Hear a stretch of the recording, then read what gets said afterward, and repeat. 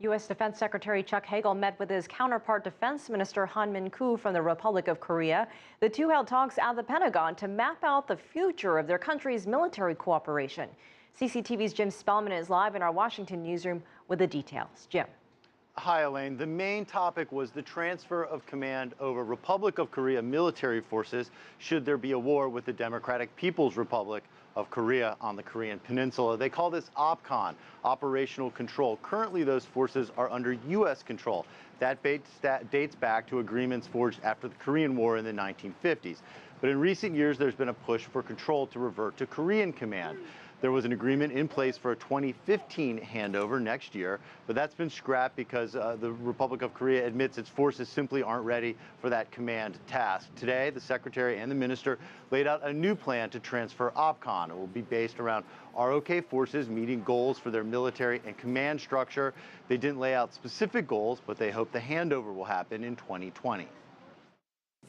First, Secretary Hagel and I agreed on a conditions-based OPCON transition.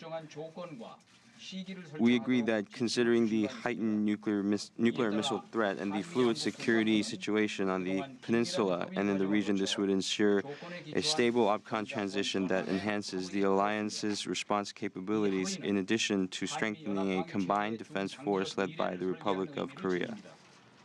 One key to the future of the ROK's defense against the DPRK will be the development of a missile-based defense system that could knock out DPRK bases seen to be preparing for an attack. This system is known as a kill chain.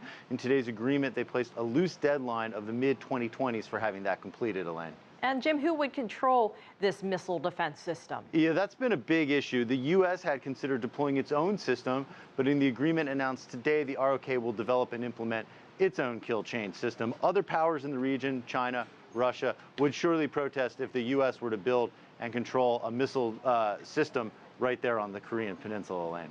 All right, Jim Spellman in our Washington newsroom. Thanks so much for that.